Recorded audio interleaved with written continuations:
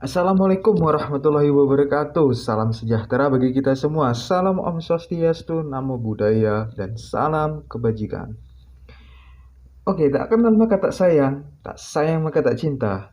Izin memperkenalkan diri, saya Adika Nur Salim dengan NPM 217210310 dari jurusan Budidaya Tanaman Perkebunan.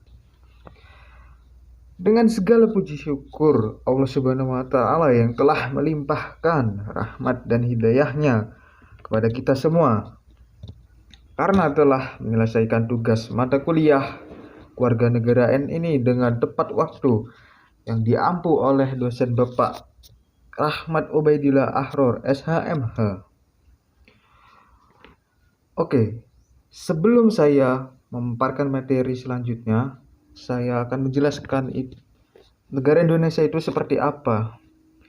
Menurut umum setda.bulelengkap.go.id, negara Indonesia merupakan dengan bentuk pemerintahan republik dengan sistem pemerintahan presidensial.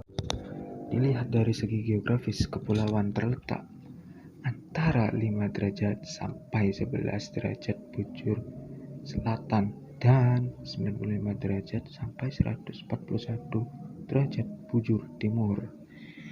Karena itu siang dan malam memiliki waktu yang hampir sama, yaitu 12 jam.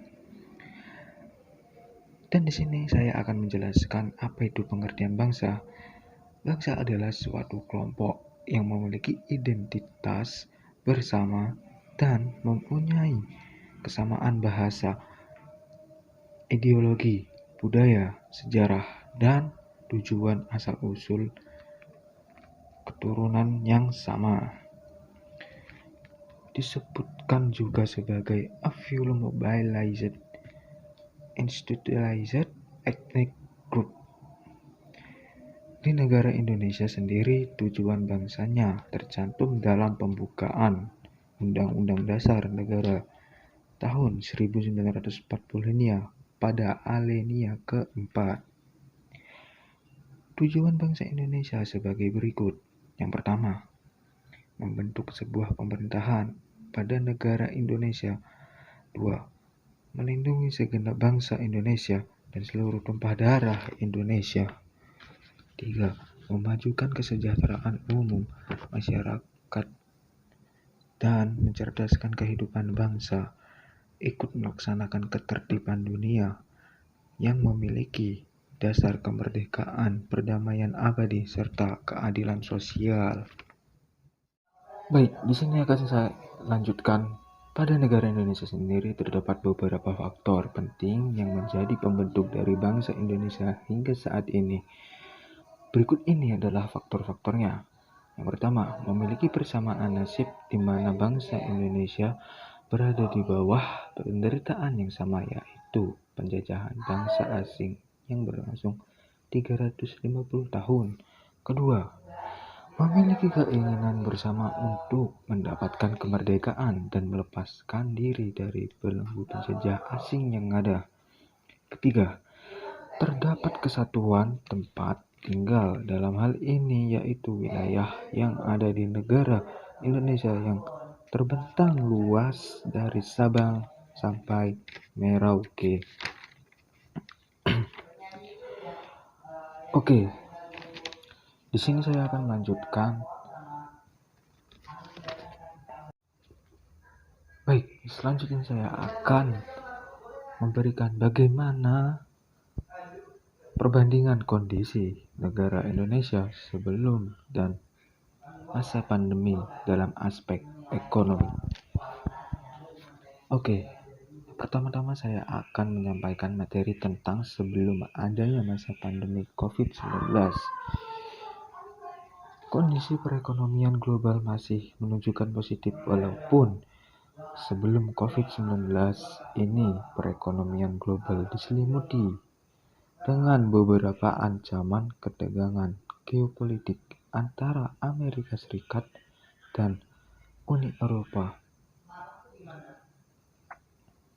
yang dipicu oleh kesepakatan Green Deal UA, perang dagang antara Amerika Serikat dan Tiongkok. Secara keseluruhan, kondisi ekonomi global sebelum pandemi COVID-19 masih baik dan prospektif untuk melakukan investasi.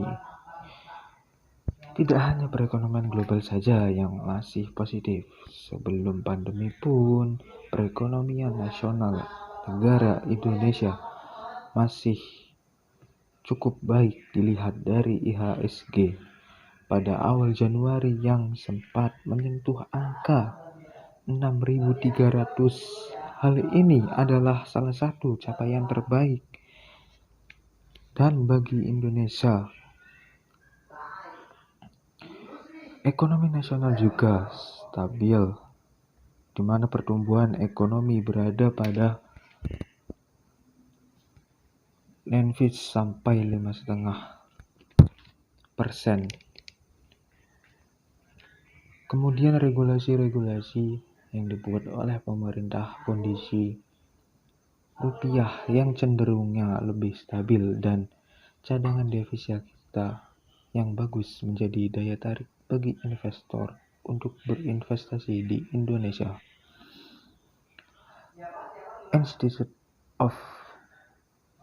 for Development of Economics and Finance (INDEF) memperkirakan pertumbuhan ekonomi Indonesia tidak akan mampu lebih tinggi dari 5% seperti sebelum pada masa pandemi COVID-19.